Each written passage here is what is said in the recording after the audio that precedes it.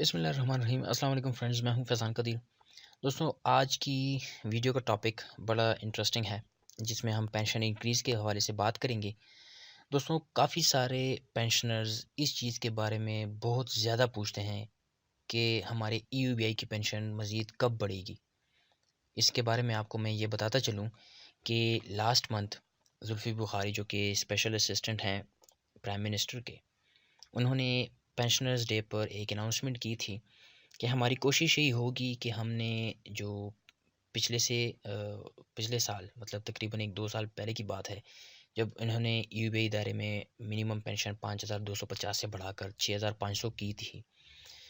उसके बाद इन्होंने ये अनाउंसमेंट की कि भाई अब हमारी अगली जो टारगेट में हमारी कोशिश होगी, हम ये कोशिश करेंगे कि इंशाल्लाह हम अब इस पेंशन को, जो मिनिमम पेंशन है, इसको हम 6500 से भी बढ़ाकर 10,000 तक करेंगे मिनिमम। ठीक है, जो कि मतलब है बंदी है कम से कम पेंशन 10,000 महीना। अब इस बात में किस हद तक हकीकत है, ये इसके बारे में थोड़ा सा डिस्कस करूँगा।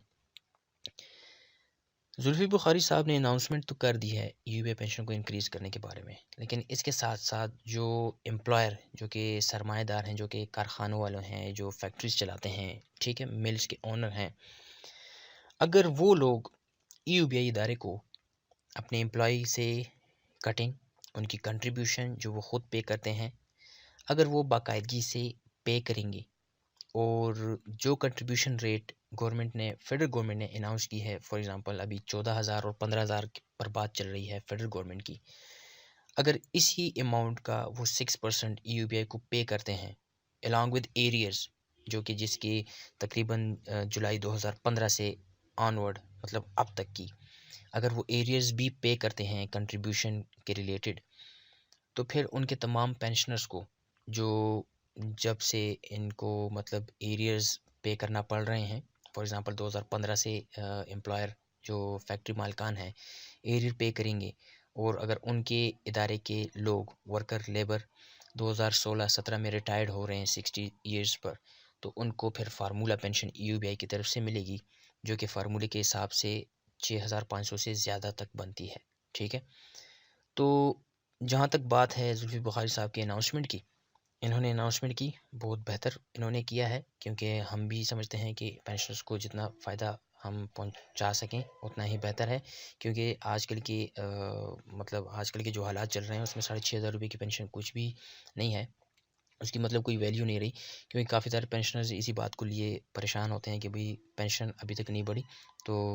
हम यही चाहते हैं कि पेंशन गवर्नमेंट की तरफ से बढ़े, लेकिन उसके साथ साथ जहाँ जहाँ मतलब हम समझते हैं कि भाई गवर्नमेंट को अपना काम करना है, उसके साथ साथ प्राइवेट सेक्टर, ये जो मिल ओनर्स हैं, फैक्ट्री मालिकान हैं, उनकी तरफ से भी अगर कोई पेशरफ्त होगी, तो तभी जाके ये बात बनेगी। तो बात ये करना चाह रहा हूँ कि आजकल कराची के और पंजाब में, जो लाहौर साइड पे जितनी भी इंडस्ट्रीज़ हैं, उनकी तरफ से ह्यूज अमाउंट कंट्रीब्यूशन ईबे की तरफ पे हो रही है,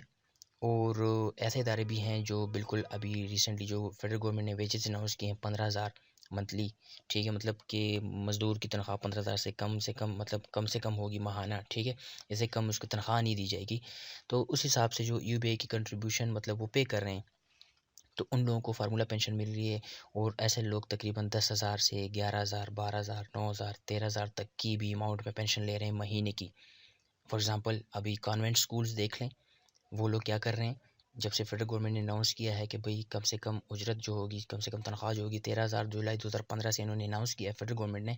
वो उस हिसाब से एरियर भी पे कर चुके हैं, और अभी भी पे कर रहे हैं 13,000 रुपये के हिसाब से कंट्रीब्यूशन यूबीआई को। तो उनके जितने भी पेंशन आ रहे हैं और रिटायर हो रहे हैं, तो उनको फार्मूला पेंशन तकरीबन 9,000, 9,500, 10,000 तक उनको पेंशन मिल रही है। इसी तरह से कराची में के इलेक्ट्रिक, जो एक मशहूर कंपनी है, इलेक्ट्रिक कंपनी,